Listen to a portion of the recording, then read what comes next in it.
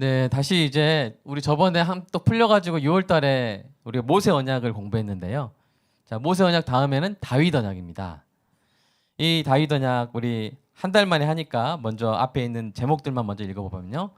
우리 첫 번째 배웠던 것이 언약과 하나님의 나라, 언약이 하나님의 나라의 통치에 어떤 의미가 있었는지를 배웠고요. 창조도 언약이었다는 사실을 우리 함께 나눴죠. 창조 언약과 하나님 나라. 그리고 일반 은혜 언약에 대해서 그때 그 개념을 처음으로 우리가 함께 배웠습니다. 하나님이 택하신 백성에게 베푸시는 은혜 언약이 바로 은혜 있는 그대로 그냥 사실은 거기 특별 은혜라는 것이 생략되어 있는 거예요. 그래서 우리는 은혜 언약이고요. 일반 은혜 언약은 택함 받지 못한 사람들 전부 모든 사람 온 인류에 대해서 하나님이 여전히 햇빛을 주시고 여전히 공기를 주시고 여전히 땅을 주시는 살 수 있게 하시는 그 일반 은혜 언약이 무엇인지 우리가 함께 배웠고요. 그다음에 노아 언약으로 넘어갔죠. 이 두 가지가 함께 갑니다. 이 특별 은혜 언약과 일반 은혜 언약이 여전히 계속되고 있다는 것을 우리가 보았고요. 그다음에 모세 아브라함 언약에서 은혜 언약을 우리가 보면서 성취자가 바로 예수님이심을 우리가 함께 나눴고요. 아브라함을 통해서 세우시는 그 이스라엘은 특별한 나라라는 것을 우리가 함께 나눴죠. 보통 나라라고 똑같이 생각하시면 안 되고 이 구속적 심판의 윤리가 침입하는 신정 왕국이라고. 그러니까 이걸 이해하면 거의 이 언약을 다 이해하는 거예요. 구속적 심판의 윤리가 침입하는 신정 왕국이에요. 그래서 일반적인 윤리와 도덕이 적용되는 것이 아니라 이스라엘에는 구속적 심판 윤리가 하나님의 그 지엄하신 공의가 행해져요. 그래서 종말론적인 심판이 이스라엘이 성전을 통해서 가나안 땅을 정복하면서 진멸하라 그러잖아요. 원래 우리가 그러면 안 되잖아요. 우리 일반 윤리로는 그런 특별한 윤리가 적용되는 이유가 거기가 바로 아주 이 유일무이하게 신정 왕국이기 때문입니다. 그래서 오늘날 우리가 막 성전을 주장하고 성전을 해야 된다 하면 돼요, 안 돼요? 우리가 어디 가서 막 뭐 십자군 전쟁 다시 막 일으키면 될까요, 안 될까요? 안 되는 것입니다. 예수님 안 믿는다고 막 폭력적으로 공격하고 그러면 절대 안 됩니다. 사랑으로 우리가 이슬람도 사랑으로 우리가 또 도울 수 있는 부분들을 도와야겠죠. 그리고 이제 모세 언약을 배웠죠. 모세 언약은 율법 언약이지만 그 안에 은혜 언약의 연속성이 있다는 것을 함께 나눴고요. 그다음에 오늘부터 한 3주 동안에 걸쳐서 다윗 언약에 대해서 배우겠습니다. 여러분 다윗 언약은 이 왕의 하사 언약, 왕의 하사 언약은 율법 언약, 행위 언약 쪽에 가까운 언약이에요. 그게 아니라 은혜 언약 쪽에 가까운 언약입니다. 이 왕의 하사 언약 형식의 왕국 언약인데요. 그러니까 하나님이 은혜로 주시고 하나님이 맹세하시고 하나님이 그 맹세를 이루시는 그런 은혜로운 언약을 왕의 하사 언약이라고 합니다. 그래서 이 다윗 왕국은요 특별한 이 모형인데요. 무엇의 모형일까요? 바로 오늘 이 시대 하나님의 나라의 모형입니다. 다윗은 누구를 예표하는 인물일까요? 바로 예수님을 예표하는 인물이에요. 다윗이 이스라엘이 참 고통 가운데 있을 때 이스라엘 왕국을 다시 해방하고 정말 이스라엘을 가장 넓게 가장 잘 사는 나라로 바꿨듯이 예수님이 이 땅 가운데 오셔서 우리를 온갖 죄와 악한 영으로부터 해방시켜 주시고 하나님 나라를 이루게 하셨잖아요. 그것을 뛰어나게 보여주는 하나님의 나라의 모형이었고 다윗도 바로 예수님을 예표하는 사람이었습니다. 그렇게 하나님 나라는 다윗의 자손 예수 그리스도의 십자가로 이 땅에 시작되었고 그리스도의 재림 때 완성될 줄로 믿습니다. 자, 하나님 나라가 시작됐어요.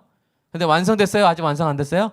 완성이 안 됐어요. 이미 그러나 아직 이게 바로 우리 개혁 신학이죠. 오늘은 두 가지 하위 제목 가지고 함께 나누겠는데요. 첫 번째로 왕의 하사 언약과 신적 맹세, 어떻게 다윗이 이스라엘의 왕이 되었는지 살펴보겠는데요. 우리가 보통 할 수 있는 질문이 있어요. 왜 사울이 이스라엘의 첫 번째 왕이었는데 왜 사울이 왕이 더 이상 되지 못하고 또 하나님은 왜 사울과 언약을 맺지 않으셨을까 하는 질문이죠. 여러분 사울이 이스라엘 왕으로 기름 부음을 받지 못했습니까? 기름 부음을 받았습니까? 누가 기름을 부어줬어요? 사무엘이 부어줬죠. 그런데 왜 하나님이 사울과는 언약을 맺지 않으셨죠? 불순종했기 때문이에요. 그러니까 사울이 처음에 잘했어요. 했는데 두 가지 불순종을 합니다. 그 두 가지 사건이 사무엘상 15장하고 사무엘상 13장에 나와요. 첫 번째 사건은 블레셋과의 전쟁을 하고 있는데 사무엘이 7일을 기다리라 그래요. 번제를 드리는데 제사는 누가 드려야 됩니까? 1번 왕, 2번 제사장. 제사장이 드려야 되는데 이제 블레셋 군대가 너무 세니까 사울의 밑에 있던 이스라엘 군사들이 막 도망가는 거예요. 탈영하는 거예요. 불안하죠? 빨리 제사 드리고 더 없어지거나 병사들이 없어지기 전에 그런 불안한 마음으로 그냥 자기가 번제를 드려버린 거예요. 늦게 이제 사무엘이 왔을 때 사무엘이 하는 말이죠.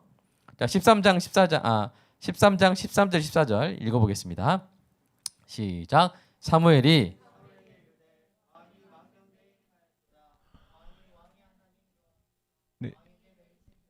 지키지 아니하였도다. 그리하였더라면 여호와께서 이스라엘 위에 왕의 나라를 영원히 세우셨거늘 지금은 왕의 나라가 길지 못할 것이라. 여호와께서 왕에게 명령하신 바를 왕이 지키지 아니하였으므로 여호와께서 그의 마음에 맞는 사람을 구하여 여호와께서 그를 그의 백성의 지도자로 삼으셨느니라 하고. 네. 그러니까 그 이유가 뭐예요? 불순종했기 때문에. 여호와께서 왕에게 내리신 명령을 지키지 않았기 때문에. 또 두 번째 사건이 아말렉 성전 사건인데 이 성전은 홀리워예요. 그러니까 이 아말렉에 대해서는 아말렉이 상당히 나쁜 짓을 한 민족이에요. 전에 이스라엘 백성이 광야에서 가나안 땅 들어갈 때 보통 이제 행군할 때 앞에는 좀 이렇게 잘 걷는 사람이 걷고 뒤에는 아무래도 뒤처지잖아요. 노약자들, 약한 사람들이. 근데 아말렉이 어떻게 했냐면 뒤에서 그 연약한 쪽을 쳐버린 거예요.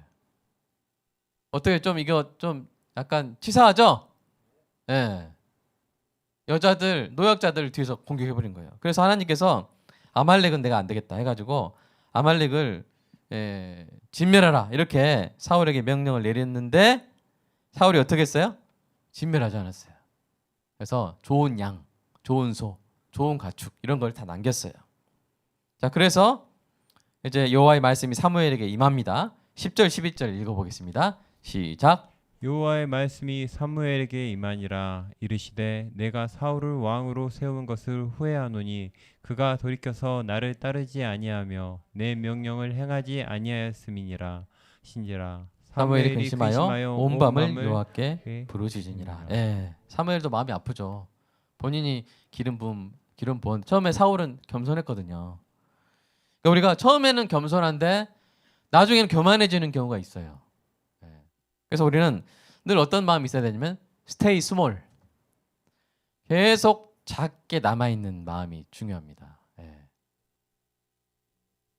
우리가 그렇게 사회생활 할 때 뭔가 이제 사회에서 지위가 높아지고 그러면 처음에는 작게 겸손하게 시작했는데 나중에는 좀 교만해져 버리는 그런 게 있는데 저와 여러분은 우리가 교만하면 하나님 명령 듣기 정말 힘들어요. 그러니까 하나님께서 여러분 우리 자녀들 크게 해주시고 우리를 크게 해주셔도 우리의 마음은 하나님 앞에서 stay small, 작게 남아있는, 겸손하게 남아있는 그런 은혜가 있기를 소망합니다. 반대로 이제 다윗은 그러면 왜 하나님께서 기름 부은 다음에 언약까지 맺으셨는가? 다윗은 하나님 명령에 순종했어요. 그래서 여호와를 위해서 성전을 집행하고 예루살렘을 정복했죠. 그래서 그 여호와의 궤를 예루살렘으로 옮겨와서 이 다윗의 왕국이 자신의 왕국이 아니라 누구의 왕국임을? 하나님의 왕국임을 공표한 거예요. 그러니까 이스라엘은 신정 왕국이라고 그랬죠. 이스라엘이 신정 왕국이라고 했죠. 그 신이 뭐예요? 하나님 신, 정, 다스릴 정. 그러니까 이스라엘의 진짜 왕은 누구세요? 하나님이세요. 그러면 그 왕, 이 땅에 있는 왕은 역할은 뭐예요? 만왕의 왕이신 하나님의 신하로서의 왕이에요. 그 사람은 왕이지만 왕의 첫 번째 직무는 다스리는 게 아니에요. 그 인간왕의 첫 번째 직무는 뭘까요? 순종하는 거예요. 하나님께 순종하면 잘 다스리게 돼요. 근데 잘 다스리려고 하나님께 불순종하면 이 왜 그 아말렉을 다 치고 왜 그 좋은 양들, 좋은 소를 안 죽였냐면 백성들이 아까워한 거예요. 아 이걸 왜 죽여요? 그러니까 다윗이 아 그러게 하면서 남겨둔 거예요. 하나님의 소리보다 백성의 소리, 양의 소리를 더 들었기 때문에 문제죠. 그러니까 이스라엘 신정 왕국의 왕의 첫 번째 직무는 잘 다스리는 게 아니라 뭐요? 잘 순종하는 것이죠. 누구한테? 하나님께. 그러면 잘 다스리게 되는데 다윗이 바로 그 순서를 지켰다는 것이죠. 그래서 일종의 수습 과정을 성공적으로 통과해서 하나님이 이제 다윗과 언약을 맺습니다. 자, 그 언약의 내용이 시편에 나옵니다.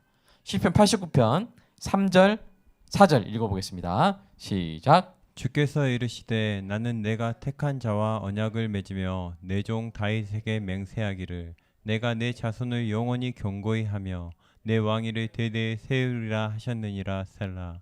내가 나의 거룩함으로 한 번 맹세하였은즉 다윗에게 거짓말하지 아니할 것이라. 네, 엄청나게 확실하게 맹세해 주시죠.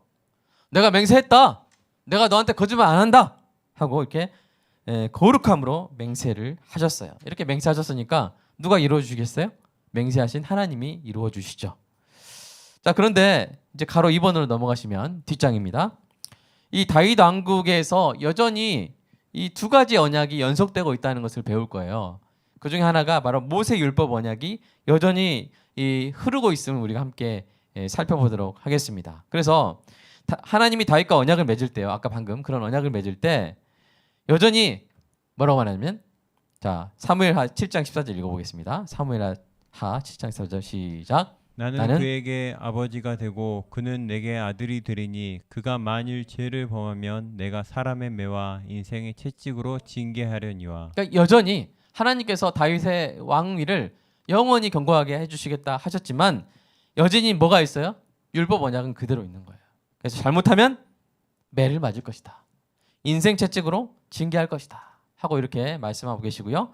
다윗이 죽음을 앞두고 솔로몬에게 다윗 언약을 상기시킬 때에도 이렇게 말했습니다. 왕상 2장 3절 읽어보겠습니다. 시작. 내 하나님 여호와의 명령을 지켜 그 길로 행하여 그 법률과 계명과 율례와 증거를 모세의 율법에 기록된 대로 지키라. 그리하면 내가 무엇을 하든지 어디로 가든지 형통할지라. 아멘. 그러니까 다윗 언약과 모세 언약이 함께 가고 있는 것입니다. 국가적으로는 모세 언약의 아래에 여전히 있는 것이죠. 시편 132편을 보시면 다윗 왕조의 영속적 승계가 모세 율법 언약에 대한 이스라엘의 언약 공동체의 신실한 순종 여부에 달려 있음을 분명하게 언급하고 있죠. 그래서 보시면 내 자손이 내 언약과 그들에게 교훈하는 내 증거를 지킬진대 지키면 그들의 후손도 영원히 내 왕위에 앉으리라라고 이렇게 말씀을 하셨고 솔로몬이 성전을 짓잖아요.